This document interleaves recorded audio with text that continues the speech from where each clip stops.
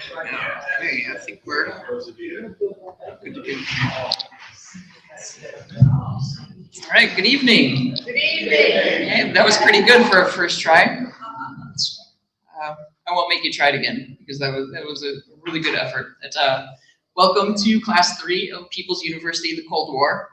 I have a few announcements before we get started. The first one is to please silence your cell phones now.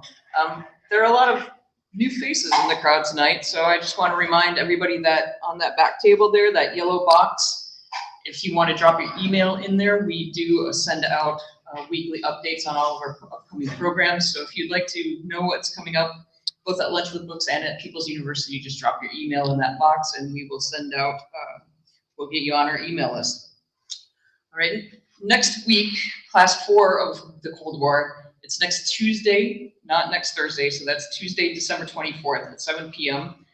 Dr. Hal Gorby will be with us. He's a professor of history at WVU. He'll be talking about the Second Red Scare, and we'll cover McCarthyism and the Red Menace on the home front. So that's, again, next Tuesday, December 22nd, or I'm sorry, December 21st at 7 p.m. That same day, December 21st at noon at Lunch with Books, we'll have our holiday program. That's going to be Don Feenerty, a great storyteller. He's written an original story to tell us, and he'll share some crafts and gifts that you can make based on the Foxfire books. They're folksy crafts from the Appalachian area. So that's next Tuesday at noon.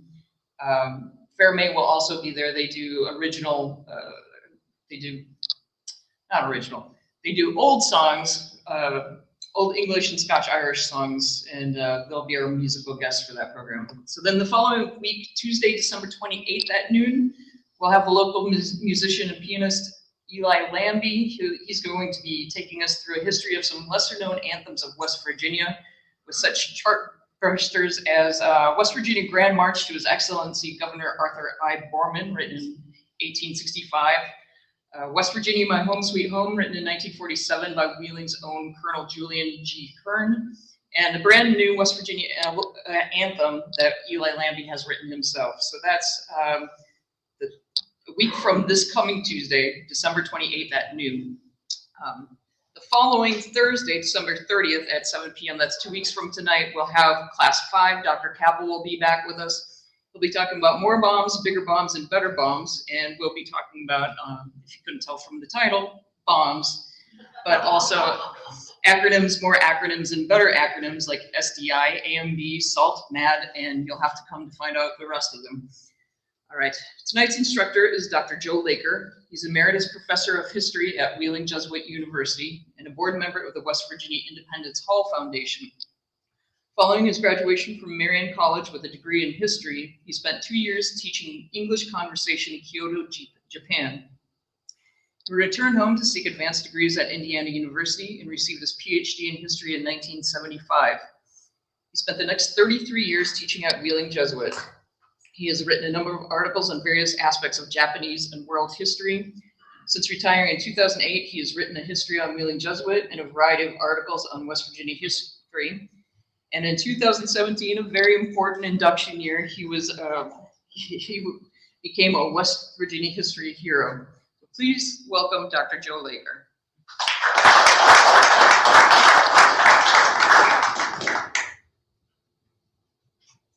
Thank you, Aaron, for that very nice introduction.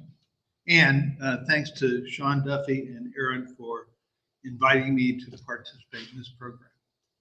I always like coming down to the library and talking to people. And tonight I'm going to be talking primarily about decolonization, but to put things into perspective, I'd like to talk a little bit about colonization first. Who were the people responsible for building the empires? Where did they build them and why? And then we'll turn to decolonization, and I'll concentrate at the end on three kind of case studies because after all, there are hundreds of colonies that gained their independence in the post-World War II timeframe. And I don't have time to cover nearly all of them. I may not even get to all three of them, but two of them will deal with states in Africa and one will deal with Vietnam, and Asia. There were three sort of time periods when empires were created. The first one stretched from the early part of the 15th century until about 1800. So it goes almost 400 years. And the first country to build an empire was Portugal. It is also the country that lost its colonies last.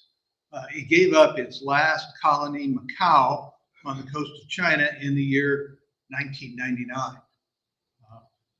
So it had a long history, and it created one of the largest and most prosperous of these colonies. Its colony, its empire at the beginning anyway, was primarily what we would call a trading colony. The Portuguese were interested in reaching East Asia and by going around Africa and then the Indian Ocean to get to the Spice Islands in Southeast Asia, where they would gain control of places that produce nutmeg and cardamom and other valued spices. There was a sailing empire, and as a consequence, they needed various places to stop along the way to reprovision with fresh water, fresh food, and to repair their ships. And so these initial voyages sometimes would be gone for more than a year, sometimes as much as 2 years, to go all the way there to the Spice Islands and come all the way back. Well, eventually they continued to expand their empire, and you can sort of see that as they go around, the areas that are in the green are their areas that ultimately became their empire. But those huge areas like Brazil, Rwanda, and Madagascar, Mozambique, came much later when we got to the second and third stages of colonial building, where they created not just trading empires, but settlement empires. And settlement areas were when Europeans went out and settled in these new places and made their homes there, sometimes for many generations, so that they became maybe more Angolan or Mozambique than they were Portuguese, although they never lost that Portuguese citizenship or status. They were very possessive about their empire building. They primarily went for economic reasons. In other words, to find the spices. But on the way, they found other ways of making profits, like gaining pepper in Africa. They got involved in the slave trade, which was very profitable. They looked for gold and found some of theirs. And eventually their empire stretched all the way to China and to Japan. In addition to trade, on every Portuguese vessel went Catholic missionaries. And one of the aims of the Portuguese was to spread Catholicism through the missions. And so they, wherever they went, they established churches, and they worked hard to try to change the beliefs of the people. And on the whole, they had considerable success. And one of their most successful places was Japan. So in the 16th century, they were quite successful in Japan until the Japanese authorities became concerned that Christianity could be politically disruptive, and they went through a long period of civil war. And as a consequence, they decided to crack down on Christianity, and they eliminated it largely. There were some Japanese who went underground, and something like 250 years after the suppression of Christianity, French missionaries discovered there were secret Catholics in the Nagasaki area that had kept the faith for something like 250 years. But they were, of course, very few in number by that time. The Portuguese were replaced, well, not replaced, but rivaled by another empire shortly after they had almost got to the bottom of Africa and realized, we finally surrounded Africa. We're going to be able to now get out to the Spice Islands. And this was the Spanish enterprise, Christopher Columbus, sailing west, hoping to get to Japan, China, and the Spice Islands by going west rather than going around Africa and going east. And the Spanish ultimately do make it there. They also make it to China, to Japan, to the Spice Islands. But along the way, they created a settlement empire. In other words, North and South America became places where large numbers of Spaniards first, and then other Europeans came to settle and have a new life. Ultimately, they do get to the Far East, and you can see the Philippines is very small there, but it's a colored orange. It's part of the Spanish Empire. And they reached trading ports in China, Japan, the Spice Islands. But when they did, they often came afoul of the Portuguese.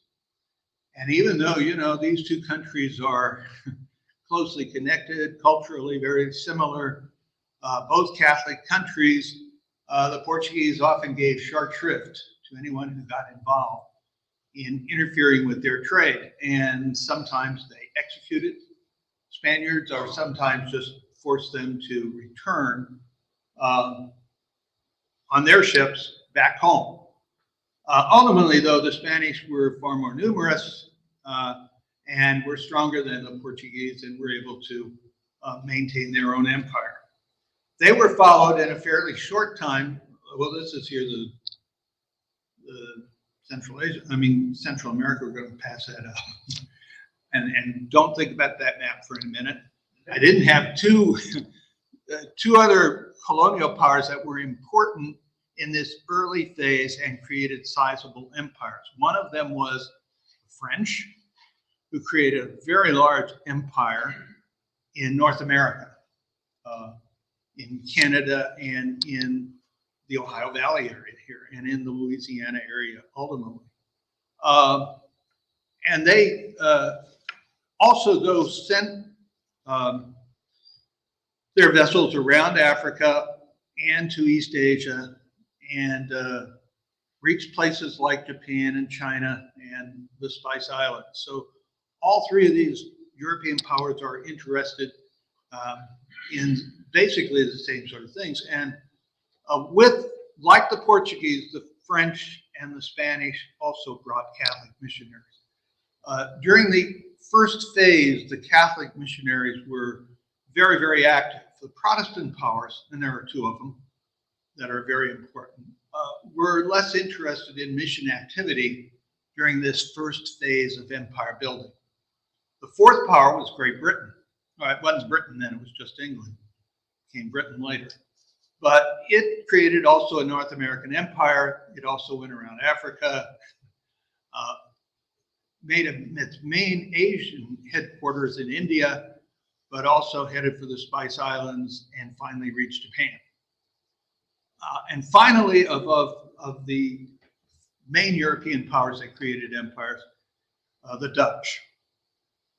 The Dutch essentially were controlled by the Spanish one time, but they were trying to fight for their independence in the 16th and 17th century. After a very long and terrible war, they were able to gain their freedom. And like the Portuguese and, in fact, all of the European powers, they had a long maritime tradition and had some of the best sailing boats available at the time. So around 1600, they revolted against the Spanish, and the Spanish and the Portuguese were under the same king at that time. So both of those empires became fair game to the Dutch, and they headed out and essentially took over the best parts of the Portuguese empire. Portuguese didn't lose it all. They had certain places that were too strongly fortified and protected, but they did lose the best parts of their empire, and the Dutch essentially seized control of the Spice Islands area, which is Indonesia today. Most of the Spice Islands were located in Indonesia. That's the first phase. The second phase, there's sort of a break, but breaks are a little bit artificial. Empire building didn't totally stop after 1800, but it largely came to an end for about 50, 60 years. And then it was revived. And partly it came to an end because in 1776, Adam Smith came out with his famous book, The Wealth of Nations. And he said, colonies are not a very profitable idea. Colonializing countries will spend far more gaining control of their colonies than they'll ever make a profit out of it. And this kind of dulled the desire for colonies. But from about 1860 onward, we have steamships, and we have growing rivalry between powerful states in Europe that are all in the process of industrializing. And partly what fed this growing rivalry was a new philosophy. There had always been rivalry between powers, but this was sort of heightened rivalry, and that was the impact of Charles Darwin's ideas. The origin of the species, the descent of man, and then it was applied to society, like people like Herbert Spencer created what was known as social Darwinism, saying essentially countries and peoples have to compete with one another. And in fact, war is perhaps the highest level showing whether a society is fit or not to control the world. And this led to strong competition between these industrial states. Britain was in the lead, but its lead was being threatened by other states that were modernizing and industrializing as well. And key to all of that was building powerful navies, steam navies. So among those that were challenging Britain's control of the seas was, of course, France.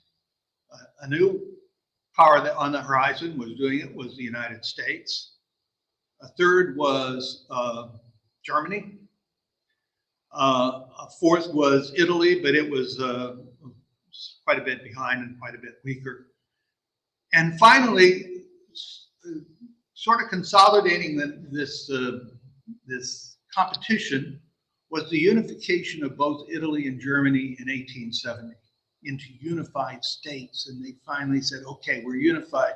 Now we can make a mark on the world, and we can compete with these older, stronger, more unified states like Britain and France and Spain.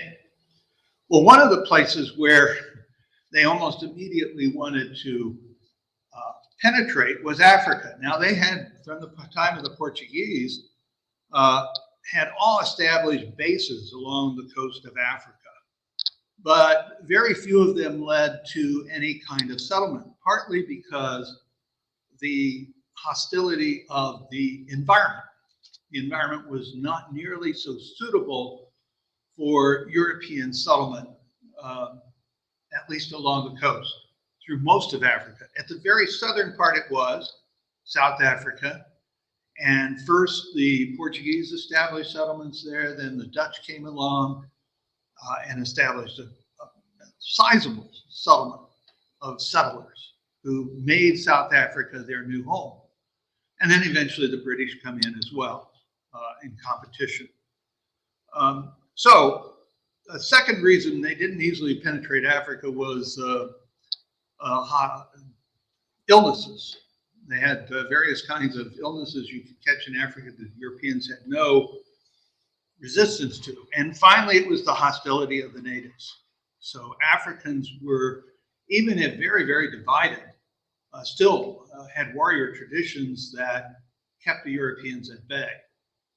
But around from 1870 70 especially, there was what was known as the Scramble for Africa. And within a very short time, within 2 generations, most of the states of Africa lost their independence and were, now I wouldn't say even states, territories in Africa lost their independence. And only 2 of them really retained their full independence and control over their society. One of them was Liberia on the west coast of Africa. Why was it protected? Primarily, it was protected by the United States because many of the slaves that had been freed and had gone and had been looking for a place to go went back to Liberia. So Liberia and the United States had a close connection, and the Americans could provide some kind of protection to the Liberians. It's a fairly small state. The second one was Ethiopia, was then called Abyssinia, a fairly large state, quite mountainous. The people were quite warlike, and it wasn't for dint of trying. The Italians made a major effort to seize control of Abyssinia or Ethiopia, but were defeated by a native army in 1896 at the Battle of Adawa. Totally defeated. It was a shock to all Europeans, but especially to the Italians, that their well-equipped, modernized army with modern weapons would be defeated by these natives. And it set the Italian agenda back, but for the rest of the continent, it was broken up. And you can see the brown areas are French. I think I can kind of do this. Well, maybe I don't. Oh. This area here and down here were French. The British were the green. The Germans were the yellow. They had some over here. The Spanish right up here. The Italians essentially seized Libya. And the Somaliland area was broken up into places that were controlled by the British, the French, and the Italians. The Portuguese, the Portuguese are here, and the Germans are there. Tanganyika, Southwest Germany, and the Cameroons. That was the second. The third one comes, that comes to an end basically by 1919. The third one comes at the end of World War II and World War I, and it largely is caused by the expansion, creation of empires by Italy, the Japanese, and that's pretty much it, those 2. Now, I had forgotten to mention the Japanese, and I should have. Why could I forget the Japanese? That's my special area of expertise. But they created part of their empire in that second time frame by going to war first with China and then with Russia. And from China, they seized control of the island of Taiwan, which has recently been in the news, and sent settlers there. And had firm control over that area until 1945. And they seized what we might call various trade benefits along the Chinese coast. In the second war with Russia, they received control over Korea and made that into a colony, half of Sakhalin Island, and control over the Russian interest in Manchuria, which was technically Chinese, but had really come into the control of the Russians. So now, in this third time frame, during the interwar years in World War II, they of course expanded again. And first an invasion of China that began in 1932, taking over the rest of Manchuria and creating a puppet state there called Manchukuo, and then invading the rest of China, and then seizing control over much of the North Pacific and Southeast Asia. And their impact on colonialization was devastating. Well, now I'd like to turn to what causes the end of this colonialism, because it comes to an end pretty quickly after World War II. But the first part is World War I. In World War I, there was an effort on the part of the Allies, especially France and Britain, to use their colonies to bolster their war efforts. The Germans were not able to very successfully do this because they didn't control the seas. The British and the French did, and the German fleet was bottled up near Germany. Now, they did have these colonies in Africa and Asia that they wanted to protect, but they were pretty much left on their own to fight the war without much help.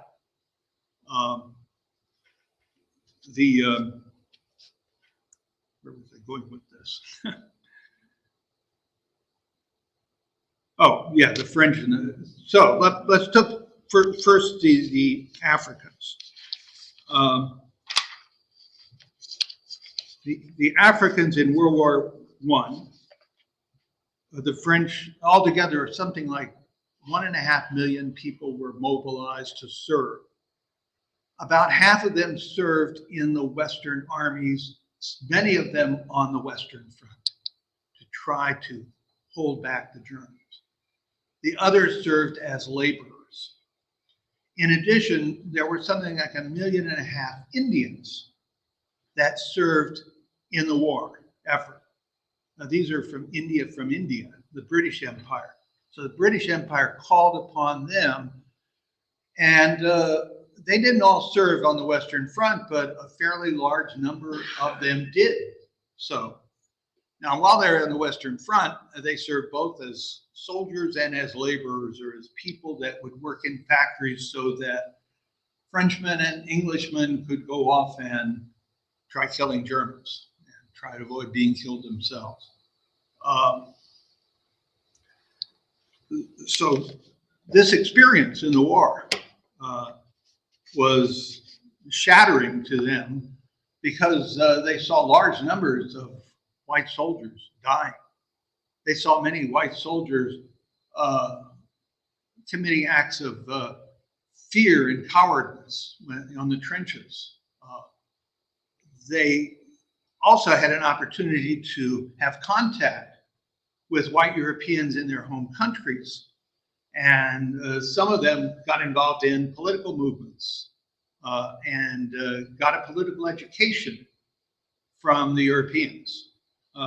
So World War I was a really devastating time for the era of the empire.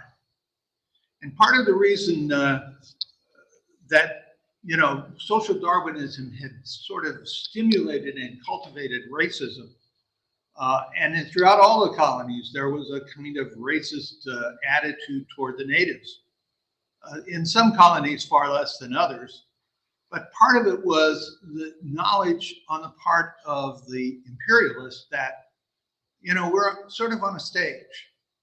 We have to pretend that we are superior, far superior to the natives in almost every respect, so that they will obey us and will not cause us problems.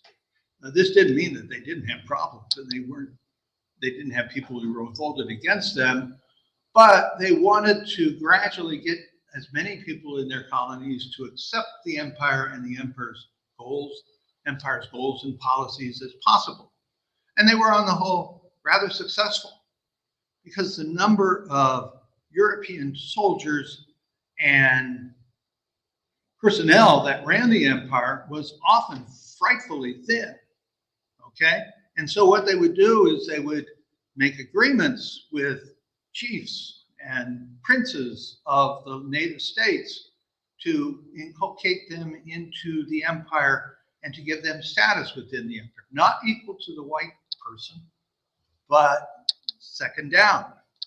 And then people further down would be forced into falling into line and becoming obedient. Well, with something like 3 million of the colonials, and there were even more than that, 100,000 Vietnamese, for instance, went off to Europe to serve as laborers and sometimes in the military. And many of them were, in fact, convinced that they were fighting for a righteous cause, even if it was the empire, and they were not given equal status in the empire. But they had been promised when they went that they would be given pensions at the end, that they would be given military rewards and honors. And very often at the end of the war, they realized, well, we got pensions, but they weren't very good ones, and they were not as good as white soldiers got. We did get some rewards and honors, but they were far less than we thought we were going to get. And so they would return home often dissatisfied, if they returned at home at all, because tens of thousands of them died in the fighting and in their stay in Europe. So World War I was devastating, and at the end of the war, when the peace treaty was being negotiated,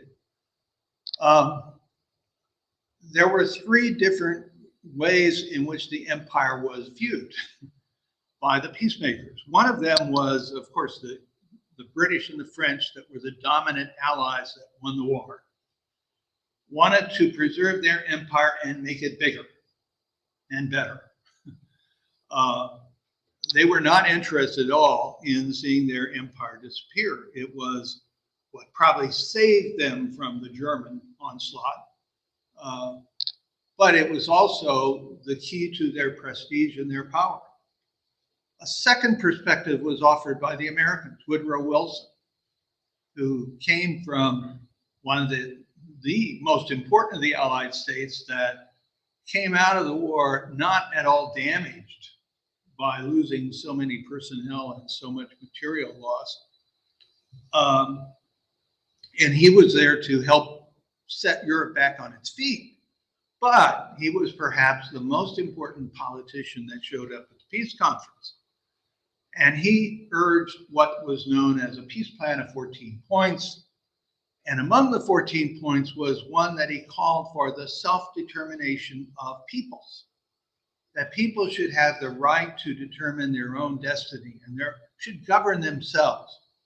I didn't call for an immediate end of colonies. After all, America had the Philippines by then. But he did say that colonies should be prepared for independence.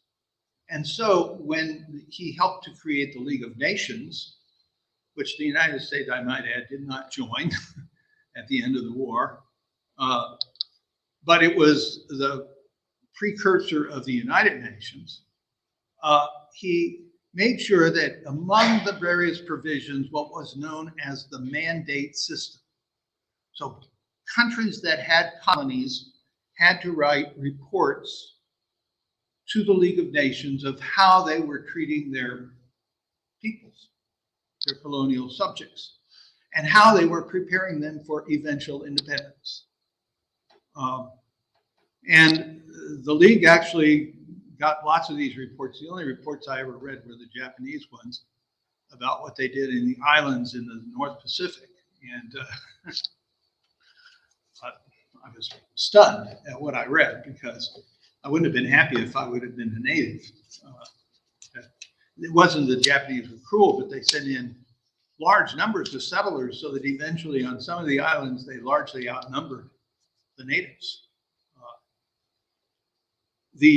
But all these countries were supposed to, when in the mandate system, were supposed to report the progress they were making. The third perspective was by the leader of a country that wasn't even there. It had been defeated in the war.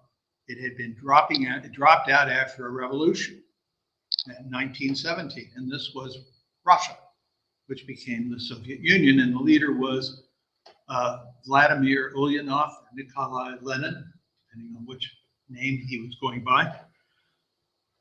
And he wrote several books about the need to bring an end to imperialism and colonialism, and saying basically imperialism is the last stage of capitalism. And World War I is going to be the death knell of imperialism and therefore also colonialism. And Russia will henceforth work to do its best to try to undermine colonial regimes. Now, of course, when the second book came out, the war was over. And he realized, oh, the empires had not collapsed. Capitalism was still alive. But he published this book, and then he and the Soviet authorities, by then the Soviet Union, created an organization known as the Comintern, which was to help spread communism throughout the world by helping to establish communist parties and to spread propaganda. And of course, a lot of that propaganda was leveled against not only the capitalistic system, but colonial system. And when they had a chance, they would try to bring people to Russia to give them an education, which hopefully would turn them into pro-Soviet agitators and supporters. So we have this third empire building time, and it comes at the time of the Second World War. Well, the Second World War comes along, and England and France did the same thing they did in the first one. We'll bring in as many colonial natives as we can and use their economies to support our war effort. Well, the French lost out rather quickly, and so they brought in less, but still the British brought in something like 1.5 million, again, Indians and Africans, to support their war effort, both as soldiers and as laborers. And some of these Indians were quite supportive of the empire and of its role in the war. And I'd like to read I have somewhere one final comment about one of the guys and a few of the Indians that were participating. Two of the Indians were known as Mir Dast and Mir Mast. They were brothers. They went in the war and they fought first for England, but then they switched sides and they ended up on the side of the Germans. But there were a number of these people, and I think I have lost the thing that I wanted to end.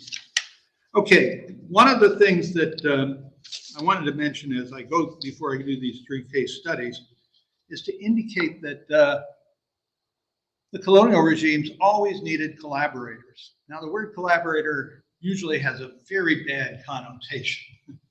And when we think of collaborators, we think of French collaborators with the Nazi regime and how much they were hated by Frenchmen. But in fact, these colonial empires could not have run without collaborators, without people who were willing to serve the empire. And what kind of people did the colonialists need? Well, they needed military for one thing. So there were always a native army, officered by white officers, whether British, French, Portuguese. The top officers would be white and would be Europeans, but the vast majority of the troops were natives, and they would help to keep order. They needed people who would be policemen. They needed people who would be interpreters for business and for government purposes. They needed government clerks at the lower levels because the number of people that could actually go out and serve in the empire as government servants was always really pretty small. The one country that was able to avoid appointing any natives to important spots were the Belgians. And they made a huge effort to make sure that they dominated all of their spots in the Belgian Congo. I forgot about the Belgians too, didn't I? I just realized they controlled, and I gotta go back.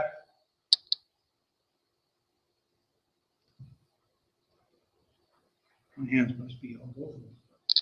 The biggest of the countries there, Zaire in the central part of Africa, which is about 50% larger than Alaska, about almost 1 million square miles of territory, a huge area. Well, that's one of my case studies, but they needed these collaborators. And to do that, they had to educate these people. I mean, you're bringing in people from farmlands and from tribes without literacy. So one of the goals of the educational systems that were set up throughout Africa was first literacy, at least minimal literacy, not on the part of everyone, but at least on a part of a large enough people that we have a good pool of people to pool, to gain people for work in government, in business, in the various companies that were established in Africa to train workforces and so forth. And who founded these schools? Well, many of the schools were mission schools. Some were government schools, and in some of the colonial empires, like the British, to some extent the Dutch, and even the French, there was conflict between government purposes and missionary purposes. So the missionaries rarely got along that well with government servants or with the military. Even though they needed each other and they depended upon each other, the missionaries often were critical of empire policies. And they ran these schools. And by making people literate, people could gain knowledge and ideas that they learned from Europe. And eventually some of them went off on scholarships to European universities, to American universities, and got a more advanced education. And many of these became radicalized and very much opposed to the empire. Well, one of the places where this takes place, and we have leaders of the sort of revolutionary guard, is Zaire, the Belgian Congo. So most of the schools there were founded by missionaries. They did perhaps not as good a job in spreading literacy as some of the other colonial powers, but the four principal leaders of the independence movement and what we might call the early leadership of the Zaire, or the Belgian Congo, after independence was finally granted in 1960. All were trained in mission schools, okay? They all got a mission education, and then they went on to higher education than that. The first president of the Congo, Joseph Kasavubu, was from one of the bigger tribes of Zaire. And he became the president for about 5 years until he was ousted by a military coup. His prime minister was a man by the name of Patrice Lumumba, and perhaps that name will ring a bell if you think way back to news stories back in the 1960s. He also got a mission education and then later went off to Europe and got an education and became a trade union leader just like Joseph Kasavubu was. They were both trade union spokesmen and leaders. The third one was Moshi Tshombe, who got a mission education, later on tried to separate his province from the rest of Zaire. It was the Katanga province. It was well supplied with copper ore deposits and so forth. And Zaire was kind of a mess. So he tried to break away. He was ultimately forced to remain within Zaire, or his territory was there. He was forced to flee to Spain in exile for a while. But then he was brought back to become prime minister for a while, until the military coup by this fourth person who overthrew Joseph Kasavubu's government and Moses Shambe, who was the prime minister. Shambe fled back to Spain, where he died, and Kasavubu retired to his farm in some distant province in Zaire. The person who took over was Joseph Mobutu, who was an army man, and he received strong support from the United States because he was anti-communist. And he stayed on the position as president of the Congo for more than 30 years. He was perhaps the most corrupt of all the African leaders, a brutal leader. It's embarrassing to think that the United States was supportive of this guy for so long, but we were worried about communist spread into Africa, although there was far fewer communist dangers in Africa than many other parts of the world. But nonetheless, he was our man. And ultimately, he was forced out by protests and so forth. And after he was forced out, Zaire, in the late 1990s, there was something like a 20-year period of time of civil war between various groups in Zaire and invasions from surrounding states. So Zaire was in a state of constant turmoil almost for the next 20 years. They've now sort of stabilized again, but Zaire, as I mentioned, is a country of 900,000 square miles. It contains something like 200 plus ethnic groups. People speak something like 265 different languages. There are some languages that pull people together, the most important of them being French. The Belgians spoke French, so that was the colonial language. And in many of the former colonies, the language of the colonizing country became the language of the colony, the language that would pull people together, because there were so many different kinds of ethnic groups and languages, and so almost in every case. Now, Zaire is enormous, but it was put together primarily by the Belgians.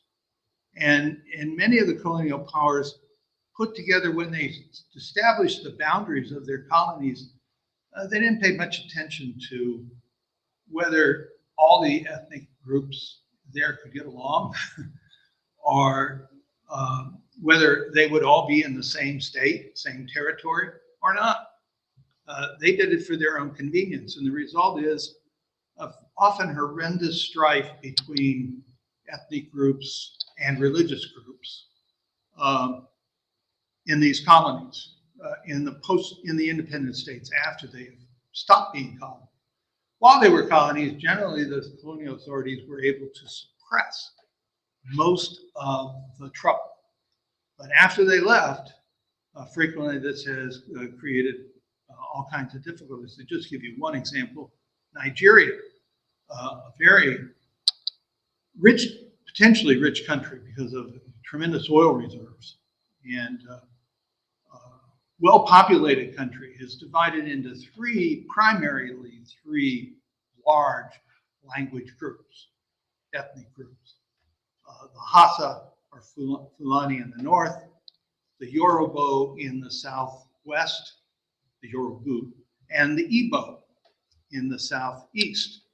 Most of the Igbo are Catholic. Yoruba are a mixture of Catholic and Protestant and native religion, and the people in the north are primarily Muslim. And there was a terrible civil war when the Igbos tried to break away from Nigeria in the 1980s, I believe, 1970s. they were not allowed to do that. They were forced by the UN and by the international authorities to remain one country. The conflict, though, that still goes on in Nigeria between these ethnic groups, especially the Muslims versus the people in the south, and sharing power and so forth. So we have these collaborators that worked hard in Zaire, and the Belgians, when they leave, they don't leave the country very well set for independence. The people that did better were the British in Kenya. And there, the man who was most responsible for achieving independence was a man by the name of Jomo Kenyatta, who became the first prime minister of a freed Kenya, an independent Kenya, and then the first president. And he was president for quite a long time, almost 15 years. And I'd like to talk a little bit about his background. He was educated in mission school. He took a variety of jobs, including being a clerk and interpreter. And eventually he became a newspaper editor, created his own newspaper. And he was from the largest of the tribes in Kenya, the largest ethnic group, the Kikuyu, speaking Swahili. But there are numerous other groups, and the Kikuyu only make up about 17% of the population. And the Kikuyu had occupied at one time really good agricultural land, but in the period after World War I, they had been largely ousted from their homeland by white settlers who came in to make Kenya their new home. One of the most famous was Isaac Dennison, a Norwegian, I think she's Norwegian writer, maybe she's Danish, who went off to Africa. She married an Englishman. They wanted a coffee plantation there. And she spent a number of years there, wrote a number of really best-selling books. And then eventually was one of these settlers that were forced out. But in Kenya, there were something like 60,000 white settlers who had entered in, and they gained control of this valuable farmland that had been taken away from the Kikuyu, and they didn't want to give it up. Kenyatta tried to carry on a campaign first in Kenya with his newspaper, and then eventually went in to England. He wrote letters to the English there to try to convince them to do the right thing and to make sure that the Kikuyu got a fair deal. He was ignored. Parliament refused to allow him to speak to them, and as a consequence, he traveled further, and he also went off to Moscow. He spent 2 years at Moscow University. And the Soviets, of course, hoped that they could make him, one of their own, send him back to Africa, become a good agitator. Well, he did go back to Africa after World War II was over in 1945. And he took up again the cause of the Kikuyu and demanded freedom for his people. Well, about 7 years after he got back, a large rebellion occurred against the British, known as the Mau Mau. That lasted for 4 years. And this caused there was a lot of terrorism, a lot of attacks on English establishments, English businessmen, English people. But ultimately, the Mau Mau is suppressed. And the English felt certain that Jomo Kenyatta was a communist and that he should be imprisoned. And they imprisoned him for 7 years. And it was only on the eve of independence, when the British realized we can no longer maintain control over this territory, that he's finally released. And only because many of the independence people absolutely demanded it and said, he's the first thing you got to do to appease us is to release Kenyatta from prison. Sort of like Nelson Mandela when he's ultimately released in South Africa, then became the leader of South Africa. Well, Jomo Kenyatta soon became the leader of Kenya. And the policies followed by Kenyatta were some that pleased the West tremendously. He has followed a sort of capitalist market approach to economics, made Kenya one of the most prosperous of the countries in Africa post-independence, followed a foreign policy that was primarily pro-West. So American and British, especially British concerns about his possible communist past was misdirected, was incorrect. So Kenya, after that, has had a little bit of a rocky history of succession of people who, the next president was a man by the name of Daniel Moi, who stayed on as president through many elections, not all of them without some considerable fraud, for about 20-some years. The current president is Uhuru Kenyatta, the son, the only son of Jomo Kenyatta. So the Kenyattas ultimately came back and he's taken over as president. His word is still not out on what kind of good policies he's following or not. Okay, that was my second case study. And the third one, and I should check of the time, but I have no idea what the time is. So, oh, thank you. Maybe I have a few little times because I would like to talk about Asia a little bit. And that's Vietnam. And of course, we all know maybe a lot about Vietnam. French were involved in Indochina, which includes Vietnam. Let me get to it.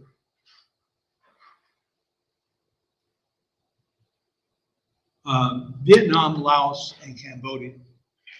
And in most of for most of the time frame, they are not officially colonies. They are protectorates. Vietnam was broken up into three parts. In the north, an area known as Tonkin was under the control of the emperor who lived in the second part of Vietnam, which is the narrow part here. Right in here. And the capital of Hue. And it too was under a king or an emperor. The third part did become a colony, and that was the southernmost part, Cochin China. And in some ways, it was the richest part of the French. Now, the French took over or became involved in the 17th century. And they primarily took over this area, not just for its resources, because they didn't know about what kind of resources it really had, but because it was near China. And ultimately, they found out that there was a river that went through Tonkin into southern China. And they had hopes that they would be able to dominate the southern Chinese market. But ultimately, they found that Vietnam had various resources. The South especially was an incredibly rich rice bowl that produced excessive rice that could be then sold on the international market. They also had lots of rubber available. And so rubber plantations were established. And silk farms were also very important in that part of the world. And the French were able to then export lots of silk. So they created various plantations in Cochin China, especially, that were directed toward the international market.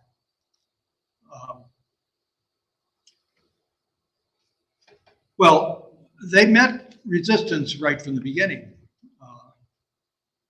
in the 17th century when they first went. And they were forced to essentially trade with Vietnam on Vietnamese terms. They did send missionaries, and the missionaries were somewhat successful.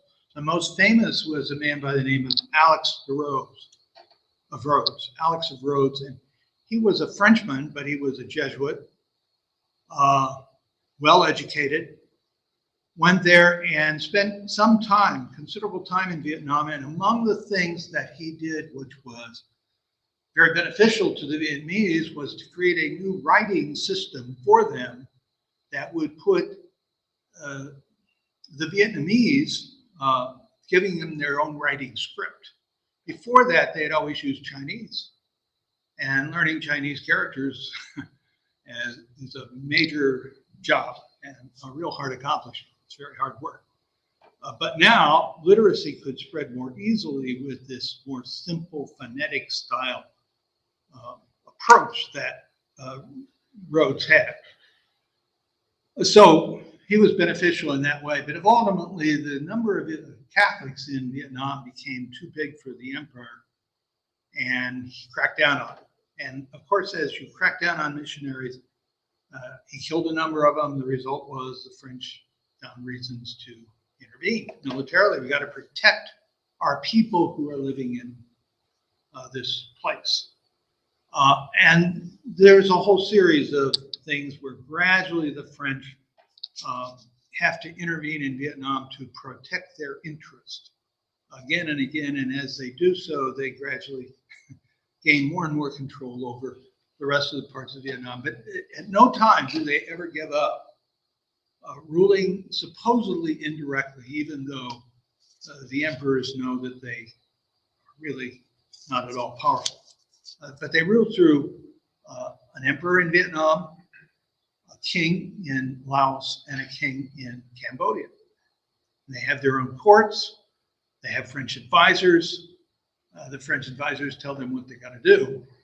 And if they resist, they are sometimes kicked off the throne and sent away.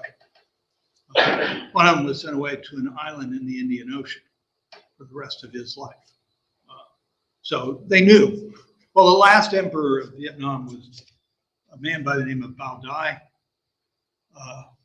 who was kind of a playboy. He was, of course, rich, he could travel, went to Europe many times. He had lots of women, he had lots of privileges, he did lots of things, but he knew his place. He knew that he wasn't in control. And there were people at the court who were very opposed to what he was doing, and people in the countryside. Well, the Vietnamese resisted throughout the 19th century in many different small revolts that were almost always crushed. And the thing changes with World War II because the Japanese come down and invade Indochina, send troops down there. They don't get rid of the French. No, you French can stay around and keep order, but you will do what we tell you to do, just like the Vietnamese have had to do what you told them to do. And so for 4 years or 5 years, the Japanese are there. And ultimately, right toward the end, they put a lot of the Frenchmen in jail and say, you're out. And they say that they're going to support a Vietnamese independence movement. And the Vietnamese independence movements had been already active for some time. They weren't all the same. The most famous of those was led by a man by the name of Ho Chi Minh, who had been educated in French schools. During World War I, he went off to Europe, spent some time in France working. While there, he got a political education, became a founding member of the French Communist Party in 1920. Then later on, he went off to Russia. He got some further training there. He went off to China as a Comintern agent in the 1920s and 30s, and ultimately got back to Vietnam, where he helped to organize a Vietnamese independence movement. When World War II was coming to an end, his movement was set to seize Vietnam and gain its full independence. The French, however, did not want to give up their empire. They had been defeated in World War II, and they depended on the British and the Chinese to maintain order until they got there with their own troops. And so the Chinese took control of the northern part of Vietnam down, I think, to the 17th parallel. The British took control of the southern part and part of the Annam area and maintained control until France could get their troops there. In addition, they used the Japanese soldiers that were still there and hadn't yet been repatriated and say, we'd like to use you as a police force to keep things under control. Eventually the Chinese will pull out and the British will pull out when the French troops arrive. When the Chinese pull out, Ho Chi Minh seized control of the northern part of the country and declared independence. He is stymied, though, from taking over the south by the British. And the British wait until the French get there, and then they turn it over. Now, what was the role of the Americans there? We did have connections with Ho Chi Minh. Several of our diplomats and one of our CIA people, a man by the name of Archimedes Patti, had contacts with Ho Chi Minh, good contacts. We were quite favorable to him. But as Gary mentioned the last time, we were very concerned with Europe and whether the Germans would be able to create an independent Germany and the German army and a unified Europe. And to do that, we needed the French support. And there was a big war, not an actual war, but a war of words, between the European desk in the State Department and the Asian desk over which side should we support. And ultimately, the European desk won. They were more influential and more numerous. And, the result was we supported the French in going back in, even though we were quite reluctant. But ultimately, by the end of the war in 1954, the war with France lasts from 1946 to 1954, we were supporting 80% of the French war effort. Something like $2.5 billion a year at the end, going to the French to maintain their fight against the communists. And by that time, we were convinced that Ho Chi Minh was a communist and he was receiving support from the Russians and from the Chinese in large amounts. Eventually, when the French leave, there's a peace conference, the Geneva Conference, and Gary talked about that briefly. And at that conference, the United States refused to sign the agreement, as did the South Vietnamese that were led by a man by the name of Ngo Dinh Diem. Ngo Dinh Diem ultimately became then the president of South Vietnam until he was assassinated in 1963. Unfortunately, we were complicit in that assassination. We gave the Army generals the go-ahead, saying the war is not going very well for South Vietnam. We need new leadership at the top. I think that was probably, our first big mistake was not making a deal with Ho back in 1946 and siding with him rather than the French and supporting the French in their long struggle. The second big mistake was maybe getting rid of Ngo Dinh Diem. We could have said, you got to do it on your own.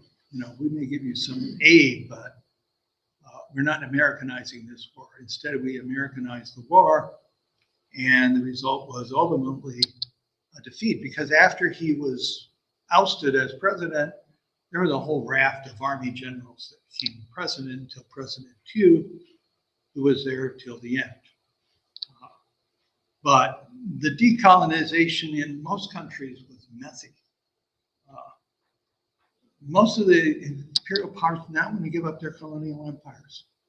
It was their route to, or their primary method of being thought of as being powerful and influential. They all had their, one might say, good goals for empire, but connected with that was exploitation and war and repression that went along with it. So colonialism is still being fought about today. I mean, I was stunned when I saw that first our statues began to be attacked in 2020 and being torn down in numerous places. And then suddenly the British were doing it too. And they tore down a number of their statues. Most of them connected somehow with colonialism. So the decolonialization goes on. And it leaves with this sort of real resentment on the part of the people that were colonized and feeling they were long abused and not given fair treatment. But also a deep sense of shame on the part of the colonizers. And this creates its own difficulties in our country and in other countries as well. Anyway, I think I talked long enough, and I hope I haven't bored you, but I'd be happy to take any questions if you have any. Yes? I've read several accounts about, I think it was King Leopold of Belgium, pretty much treated the colonies as his own personal fiefdom with just great brutality. How accurate do you think those reports are? Very accurate. Okay. He was probably considered one of the most brutal of these colonizers, partly because he made it, the Belgian government didn't want to get involved in colonies. And he wanted an empire of some kind. And he looked around different parts of the world. Finally, he settled on the Congo. And he sent people in to make treaties with tribal chiefs, including Henry Stanley, who was the guy who discovered Livingston out in the boondocks. And these treaties, then he invested his own money, and he invested something like $5 million worth of money in trying to gain control over this colony. And he wanted his money back and then some. And so there were various riches within the huge country of Zaire. I mean, copper, rubber, all kinds of things. And he had instituted policies that were extremely repressive, high taxes for the people there. People treated brutally if they did not work the proper number of times. So ultimately, the international community said, you got to give this government over to the Belgian government. And they took over in 1908 and then kept it until 1960. They did a better job than he did, but even they were not as enlightened as some of the other powers. Okay. Sure. Did the British just fall into their empire in India? Oh, no. No, I mean, a lot of the empire was created by men on the spot. And in fact, all these empires, men on the spot, military men and governors, often wanted to make a name for themselves, and when they got back home, they wanted some kind of honor. And so they would often carry out policies that would bring about conflict with desirable territories, and then use that as a means to expand the empire.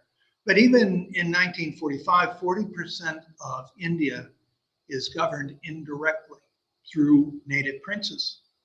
So they have British advisors, but they still are rather independent and have their own sources of wealth, and they can cause trouble if the British become too taxing.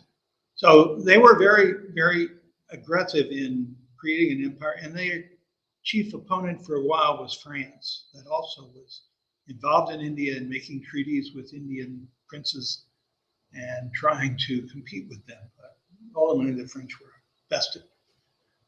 Thank you. Sure. Yes, John. In my work with the State Department, I spent 4 years in Ethiopia. And you mentioned the situation where the Ethiopians defeated the Italians at the Battle of Adwa, which the Italians remember as a pretty bad embarrassment. But my work in the country was traveling down to various refugee locations. And that took me across the country in all directions. And what I saw there was that the Italians, in the 4 years that they occupied Ethiopia, Mussolini hoping to consolidate his colonies from Eritrea north all the way through to Somalia in the south. The popular image of the Italians is not good. They used poison gas in some battles, citing their experience that they had to change for further posterity. But in talking with the Italians, some of whom were alive when the Italians came in to take control, they said the only thing wrong with the Italian invasion was that they didn't stay long enough. And part of the reason for that was if you looked at the efforts that developed roads, especially bridges, many modern, in the sense of 1930, 1930 style architecture building in various towns that they built up. The comparison with the British was very stark. The British were there for about 4 years as well, after they booted the Italians out during the war. The British left nothing that was identifiable. The Italians left an amazing record of actual construction and nation building that even some of the Italians, maybe many of the Italians don't recognize. Because after I left Ethiopia, I spent 3 years in Italy. When I tried to talk to the Italians about their experience in Ethiopia, many, if not most of them, were embarrassed. They believed they had stubbed their toe and done a lot of damage to their reputation as humanitarians. Yeah, I agree. Well, I agree. One of the things that they left was spaghetti. And I had a chance to go to Ethiopia for a month with some students. It was a long time ago. And usually, if you went out to eat, there were only 3 different meals that I considered. One was called injera wat, which was highly spiced, wonderful tasting, but I was recovering from a duodenal ulcer, and I was nervous about spicy food. They had another one which was no spices in injera wat. Injera is a bread, and then you have vegetables and meat and so forth that you eat. Pick it up with your fingers. And the third one, which thank heavens was there, was spaghetti. And they were not bad spaghetti there. So I was reassured, although probably changed my profile a bit. Well, thank you for being such an attentive